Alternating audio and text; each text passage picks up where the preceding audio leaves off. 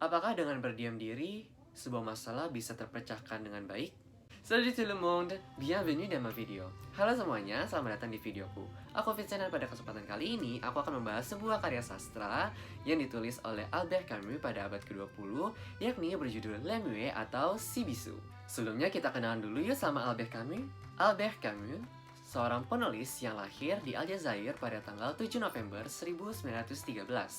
Ia dikenal sebagai penulis yang menemukan sebuah pemikiran absurditas. Pemikiran absurditas itu apa sih? Camus berpendapat bahwa hubungan antara manusia dengan dunia adalah suatu hal yang tidak jelas dan hanya berujung kepada kesia-siaan. Ketidakjelasan ini diakibatkan oleh keinginan manusia yang tidak sejalan dengan kehidupan. Dunia tidak dapat memberikan kepastian ketika manusia menginginkan sebuah kepastian. Dan disinilah absurditas terjadi. Pemikiran ini dituang dalam karya-karyanya antara lain Le Mythe de Sisyphe dan L'Étranger. Dan kedua karya ini dipublikasikan pada tahun 1942. 3 tahun sebelum insiden Camus, ia membuat sebuah buku yang berjudul L'Exil et le Royaume yang berisikan 6 cerita pendek, dan salah satunya akan kita bahas di video kali ini.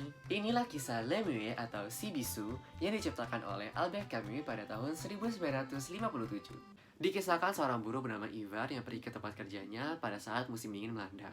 Sampainya di sana, ia berbincang-bincang dengan rekan-rekan kerjanya dan diketahuilah bahwa perusahaan sedang tidak baik-baik saja. Omset perusahaan sedang turun.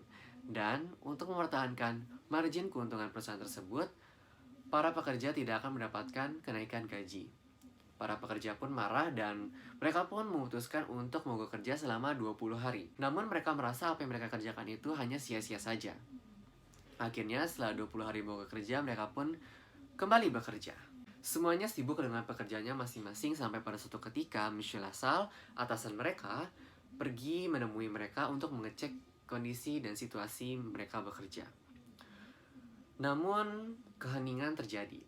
Monsieur Lassalle melihat mereka terlalu sibuk dengan pekerjaannya. Akhirnya, ia pun berusaha untuk menyapa salah satu pekerjaannya, yaitu Valérie. Ia pun mencoba untuk menyapa Valérie. Namun, tidak ada respon yang ia terima dari Valérie. Valérie terlalu sibuk dengan pekerjaannya dan juga sebagai bentuk kekecewaan dirinya terhadap Monsieur Lassalle, ia pun tidak merespon apapun apa yang ditanyakan oleh Monsieur Lassalle. Kemudian Monsieur Lassalle beralih ke Marco. Ia pun menanyakan kabar Marco. Namun, nihil respon yang ia dapatkan dari Marco. Tampak semuanya diam sebagai bentuk kekecewaan terhadap Monsieur Lassalle yang tidak bisa menuruti keinginan para pekerjanya. Akhirnya dengan hati yang kesal, Monsieur Lassalle pun kembali ke ruangannya. Beberapa saat kemudian, Balester, mandor dari mereka, memanggil Ivar dan Marco. Ia menyampaikan bahwa Ivar dan Marco harus menghadap ke Monsieur Lassalle. Akhirnya Ivar dan Marco pun menuju ke ruangan Monsieur Lassalle. Sesampainya di sana, Monsieur Lassalle mengungkapkan bahwa ia paham sekali kalau mereka kecewa dengan keputusan yang telah diputuskan oleh Monsieur Lassalle, yaitu tidak menaikkan gaji para pekerjanya. Namun, Monsieur Lassalle mengatakan bahwa semua ini harus dihadapi dan mereka semua harus bekerja sama dengan baik. Monsieur Lassalle pun bernegosiasi untuk berdamai dengan mereka. Namun tidak ada satu kata pun keluar dari mulut Ivar dan Marco. Mereka hanya berdiam diri dan tidak merespon Monsieur Lassalle.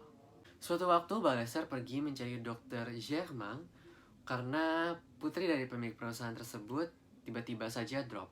Saat Balester berpapas-pasan dengan Ivar, mereka pun menjadi canggung. Para pekerja yang lain tetap bekerja, namun kali ini ritme bekerjanya tidak secepat seperti biasanya. 1,5 jam kemudian, Balester pun kembali bersama dengan ambulan dan membawa putri dari pemilik perusahaan tersebut yang sudah dalam keadaan tidak sadar. Kemudian, Balester pun memperbolehkan para pekerjanya untuk kembali pulang. Ivar pun langsung menuju ruangan loker dan ia bergegas untuk pulang. Sesampainya di rumah, sebelum ia quality time dengan keluarganya, ia pun mencuci baju terlebih dahulu dan barulah ia berkumpul bersama dengan Fernand, istrinya dan anaknya. Sudah itu, Fernand bertanya bagaimana hari-harinya selama ia bekerja. Ivar pun menceritakan apa yang terjadi selama ia bekerja. Ia merasa menyesal dan mengatakan ia merasa bahwa tidak seharusnya keluarganya harus menghadapi situasi seperti ini. Sekian untuk cerita kali ini dan kita akan ketemu lagi di pembahasan karya sastra lainnya yang gak kalah seru dan gak kalah menarik. Merci, à la prochaine!